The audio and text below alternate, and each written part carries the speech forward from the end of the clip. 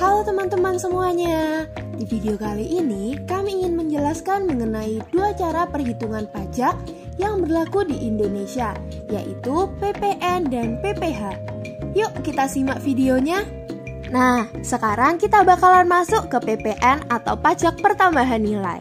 Sebelum kita masuk ke cara perhitungannya, kita harus tahu nih apa itu PPN. Jadi, PPN adalah pungutan yang dibebankan atas transaksi jual beli barang dan jasa yang dilakukan oleh wajib pajak pribadi atau wajib pajak badan yang telah menjadi pengusaha kena pajak. Dan PPN ini diwajibkan untuk konsumen akhir. Jadi, berapa sih tarif PPN? Jadi, mulai tanggal 1 April 2022, tarif PPN adalah 11%. Setelah kita tahu apa sih PPN itu dan berapa tarif PPN, sekarang kita akan masuk ke langkah-langkah perhitungan PPN.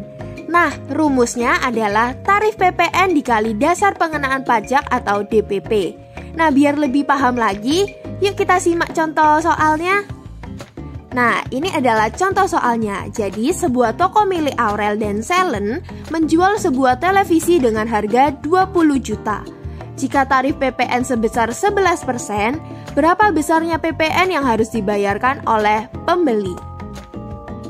Sesuai dengan rumusnya, yaitu tarif PPN dikali DPP, dari soal tadi PPN-nya yaitu 11% dan DPP-nya adalah 20 juta. Jadi kita masukkan ke rumusnya yaitu 11% dikali 20 juta yaitu Rp2.200.000. Jadi biaya PPN yang harus dikeluarkan pembeli ketika membeli televisi di toko Aurel dan Selen adalah Rp2.200.000. Selanjutnya saya akan membahas tentang pajak penghasilan atau disingkat PPH. Apa sih pajak penghasilan? Pajak penghasilan adalah pajak yang dikenakan terhadap setiap tambahan nilai kemampuan ekonomis yang diterima wajib pajak dalam 1 tahun. Jadi penghasilannya dalam 1 tahun dikurangi dengan wajib pajak penghasilan. Nah, selanjutnya saya akan membahas objek penghasilan, di mana objek penghasilan sendiri akan digunakan saat kita akan menghitung PPH wajib pajak. Nah, pertama ada penghasilan ekonomis yang diperoleh wajib pajak dalam 1 tahun. Jadi, penghasilan ekonomis ini merupakan hasil kotor atau bruto. Nah, yang kedua ada penghasilan tidak kena pajak atau PTKP, di mana setiap pribadi dikenakan sebesar 54 juta per tahun. Terakhir, akan ditambah bila pribadi wajib pajak telah menikah dan memiliki anak. Untuk setiap anggota akan dikenakan sebesar Rp4.500.000 per tahun. Nah, untuk anak maksimal yaitu 3 anak.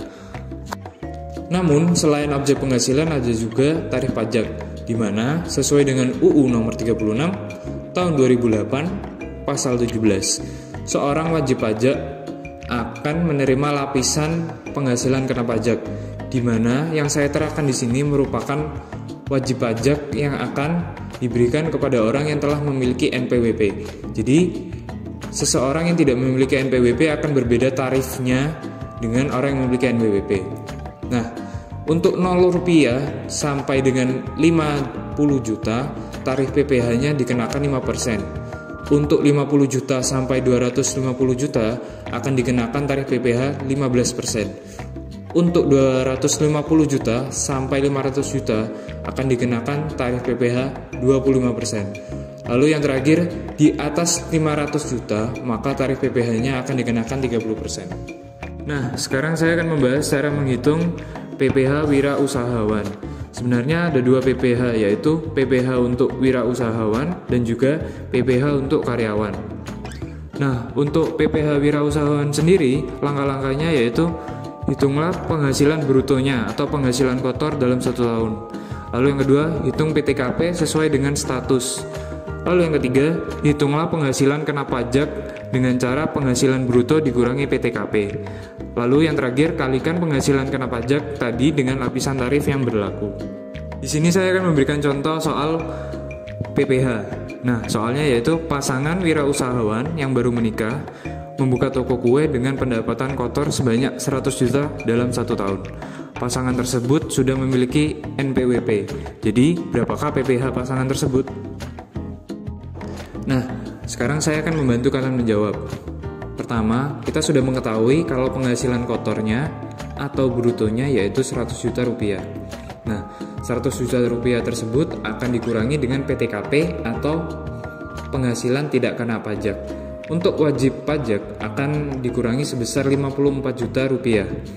Lalu, karena dia memiliki istri, maka dikurangi juga 4.500.000. Maka total hasilnya yaitu 41.500.000 rupiah. Nah, tidak sampai di situ, kita akan menghitung dengan menggunakan tarif pajak yang akan dikenakan, yaitu menghitung 41.500.000 rupiah tersebut dikalikan dengan 5% karena kita penghasilannya tidak sampai dengan 50 juta rupiah ke atas. Nah, hasil dari tersebut yaitu mencapai 2.075.000 rupiah. Jadi, biaya PPh yang harus dibayarkan oleh pasangan wirausahawan tersebut adalah 2.075.000 rupiah. Nah, setelah melihat video ini aku yakin kalian sudah paham kan mengenai cara perhitungan PPN dan BPH. Aku harap dengan video penjelasan dari kami, kalian paham ya. Sekian dari kami ucapkan terima kasih.